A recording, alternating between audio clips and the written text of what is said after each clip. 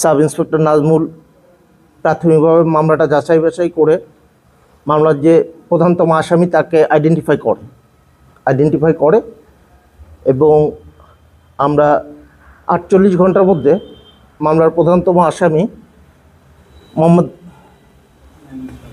নাইমুল ইসলাম নাইম, পিতা মোহাম্মদ মোখলেছার রহমান, গ্রাম বুরাইল বাজার, থানা পরশুরাম, জেলা রংপুর, এবং তার সহযোগী আবরার গালিব, পিতা মোহাম্মদ মুক্তার রহমান কাজল, গ্রাম কুকরুল, থানা পরশুরাম, জেলা রংপুর, দুজনকে আমরা অ্যারেস্ট করি।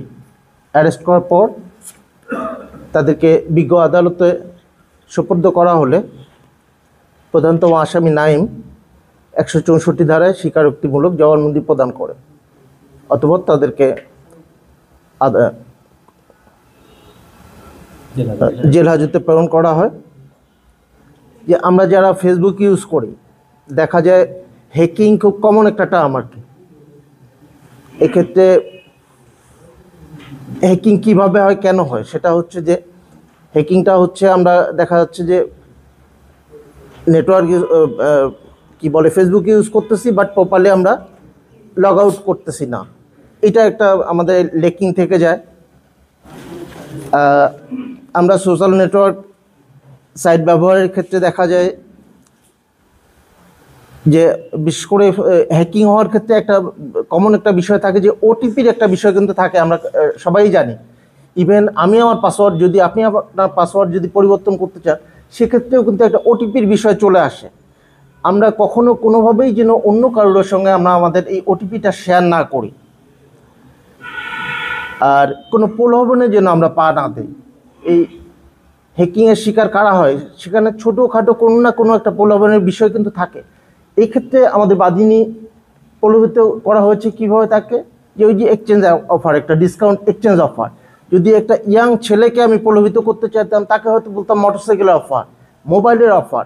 এই যেহেতু প্রলোভনের ক্ষেত্রে আমরা যেন প্রলোভনে পা না দিই, এই বিষয়টা একটু খেয়াল রাখতে হবে। আরেকটা জিনিস যে দেখা যাচ্ছে যে এটা যেহেতু এখন কমন একটা প্রবলেম, যে কেউ মেসেজে দেখা গেল যে আমার কাছে টাকা ছিল, যে বিপদে পড়ছে আমাকে টাকা পাঠাও, হ্যাঁ, সেই ক্ষেত্রে আমরা একটু যেন কনফার্ম হয়ে নেই, তার কাছে যেন ওভার ফোনে তাকে ফোন করে যেন কনফার্ম হয়ে নেই যে আসলেই সে বিপদে পড়েছে কি না। এই জিনিসগুলো আমাদের একটু মাথায় রাখতে হবে। আর এক্ষেত্রে যে নাইম, সে হচ্ছে প্রধানতম